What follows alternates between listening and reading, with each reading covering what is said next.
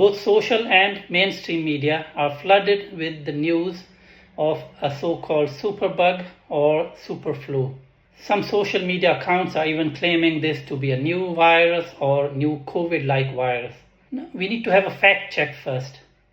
This is not a new virus. This is influenza or flu virus that has been circulating for more than a century now. Is H3N2 a new virus? The answer to that is also no.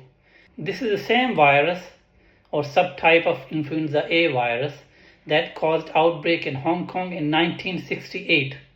The problem is H3N2 had some mutations this year. Because of those mutations, it is causing more infections. And this new mutated variant is named as K variant. So this is for certain that this is not a new virus, it's not a COVID-like virus.